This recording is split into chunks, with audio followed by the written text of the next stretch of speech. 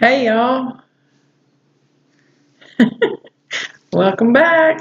I'm Olivia. This is And I'm Dugan. Dugan, and this is your place for short stories and tall tales and poems and all kinds of stuff like that.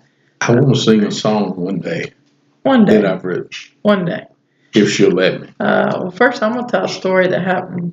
This happened yesterday. I was going through the drive-through at a restaurant, and you go through, and at most restaurants you order your stuff, and then this one is notorious for you pull it forward and you wait, and they bring it out to you, and then you're on your way. You don't get it at the window.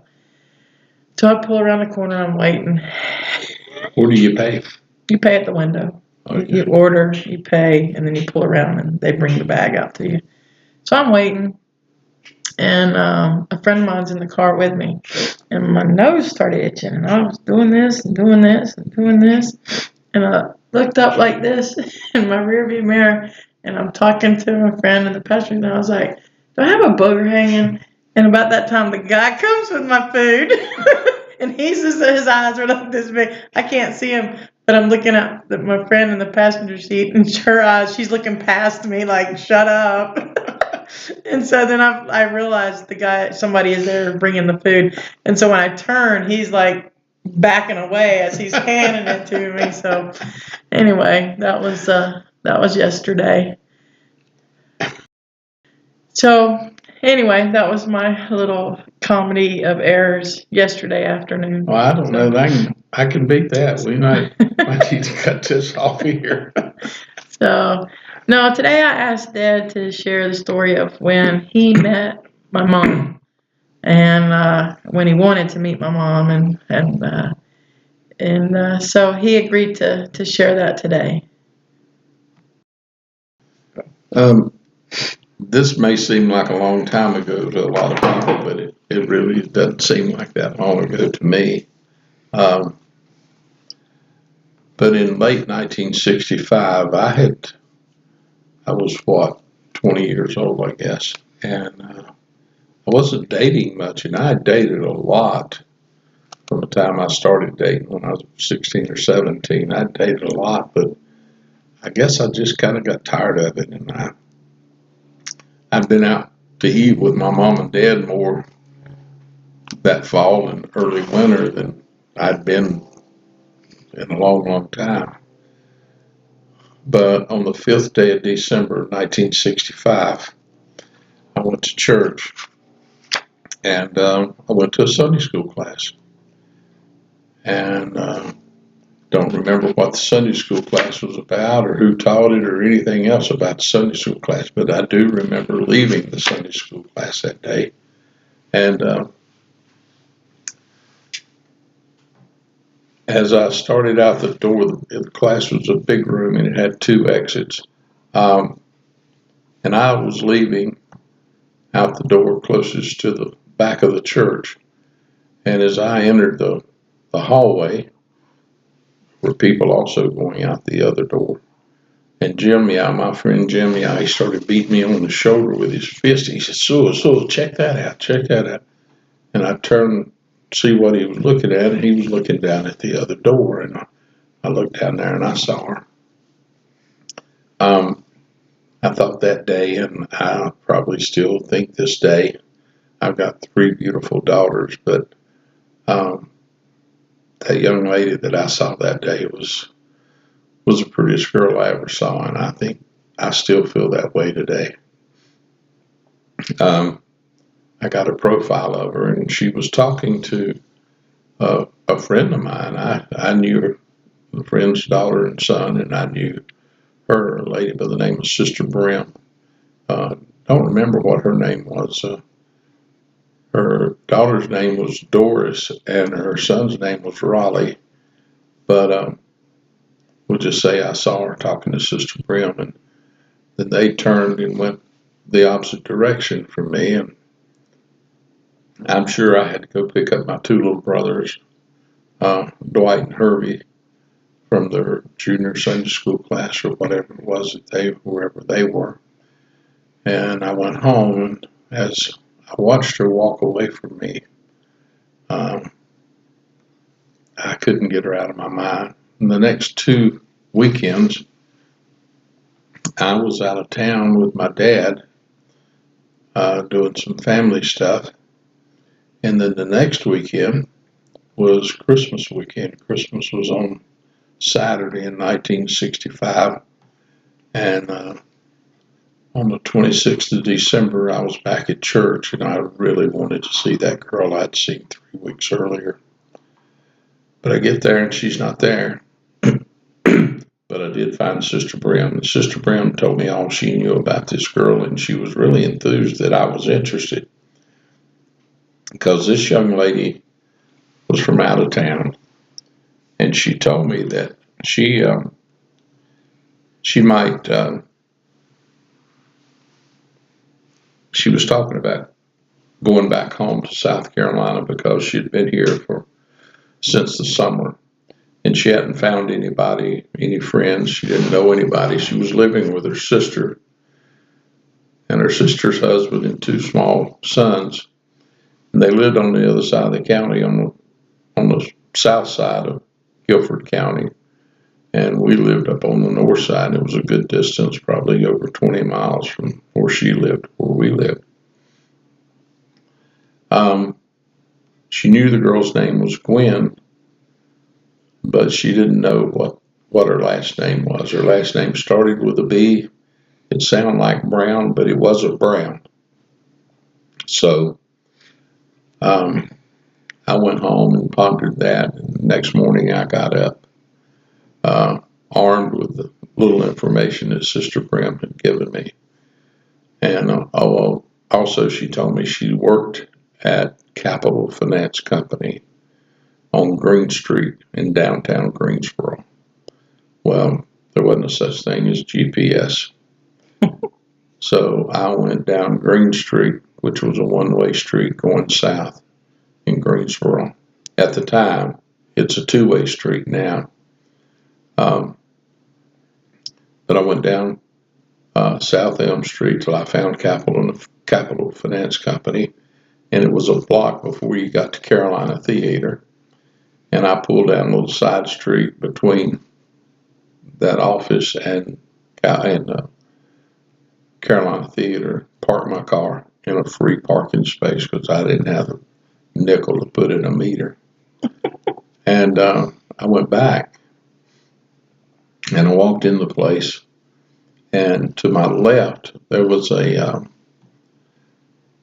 cubicle offices all the way down, and on my right was a high counter like it was in a bank. And I walked in, I didn't see her, and I was disappointed. So there were 2 young ladies toward the back of the office. I thought maybe that's one, but I didn't go in there far, and I knew neither of these girls was anything like the beauty that I had seen 3 weeks prior to at church 3 weeks earlier. So I just turned around and looked. Now, honestly, I thought, can anything be as pretty as that girl that I thought I'd seen on Sunday, the 5th of December? But as I get to the door to go out in disappointment and disgust, I reached for the door handle with my right hand. And as I pulled, my body kind of torqued to the left, and there she was. She was right across the counter with her head down, typing or doing something on the keyboard. And I just froze. I let the door go before I'd pulled it open. And I just leaned on the counter and stared at her. I didn't speak a word. And I just sat there looking at her. And I guess after a few minutes, I don't know if it was minutes or seconds or how long it was, but after a while, she looked up at me, and she was every bit as beautiful as what I had seen on Sunday. I can't explain the beauty that I saw. She was, I like to think I dated some pretty girls in my life, but I I don't think I'd ever beheld anything as pretty as she was. And she says, "Can I help you?" And this is classic. I think this was inspirational for me. She said, "May I help you?" Well, I didn't know her last name. I knew her first name was Gwen, but I didn't know her last name. I only knew it started with a B and it wasn't Brown.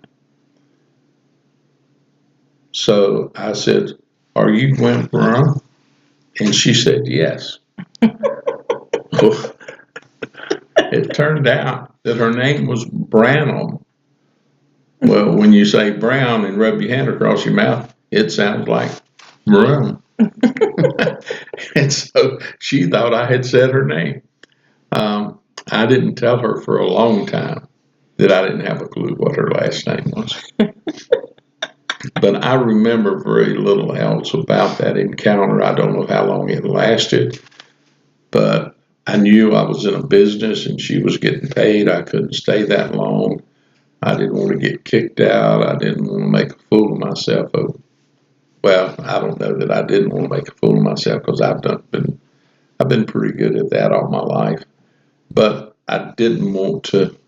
I wanted to see her. I wanted to go out with her. And I don't remember the sequence of our conversation, but I did let her know that there was um, a dance or New Year's Eve party on Friday night at church.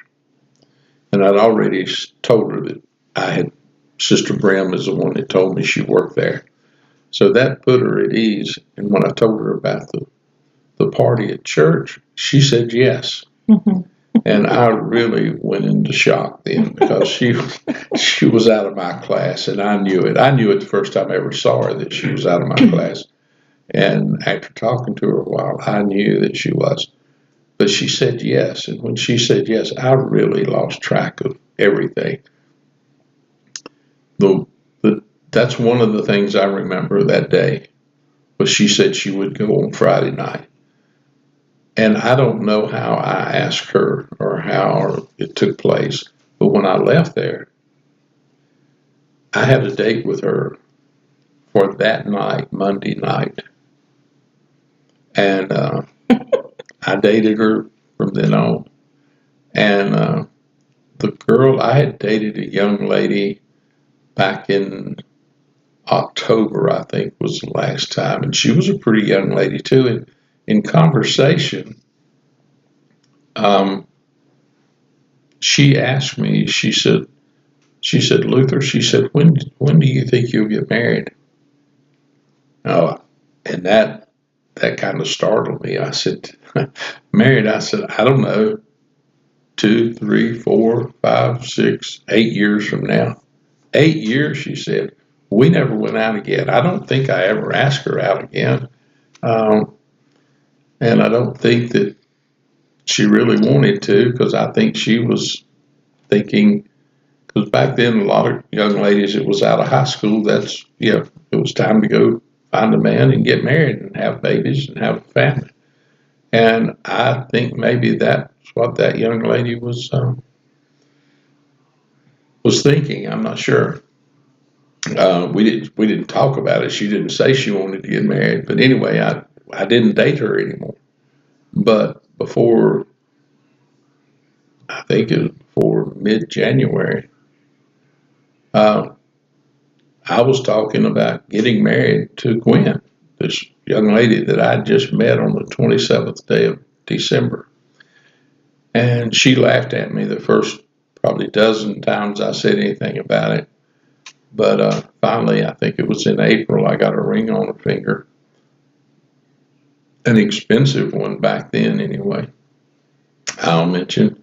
But it's the one she picked out. I did get her. We spent several nights. Our dates were going getting a burger or something, and then going and walking and looking in windows at jewelry stores at diamond rings. And she had good taste, except for the man that she had picked. Um, and she found a ring that I had to finance to pay for it. But I managed to get it get it paid. And I don't remember if I laid it away or if I just bought it. I think it was paid for, I think, by the time we got married anyway, which was in June. So I met her in December and married her in June. I married her 2 days shy of 6 months of knowing her. And we were married for 55 years. She was a much better wife than I was a husband. Probably, in my thinking, she was a much better mother than I was a dad.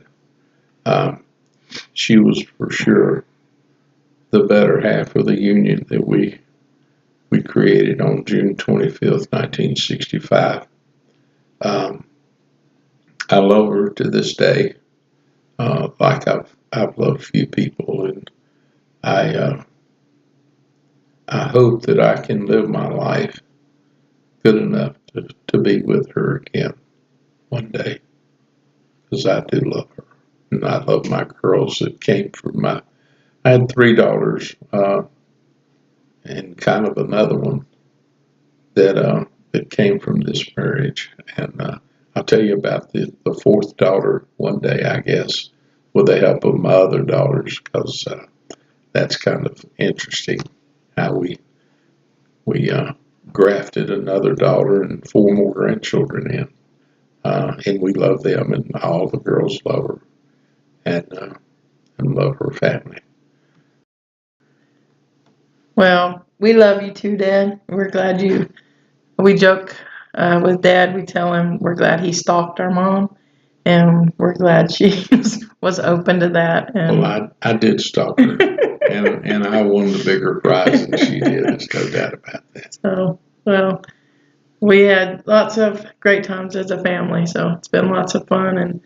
And Mom, she went on, and she's been gone for what, Almost 3 years now. It'll be 3 years in September. September 17th? 16th. 16th. Yeah. Matter of fact, it's interesting, Jill. The last breath she took's right here in this room that we're sitting in right now. That's very true. Sitting in her in her recliner. Yep. And we miss her. But Dad's right. We look forward to meeting up with her again someday.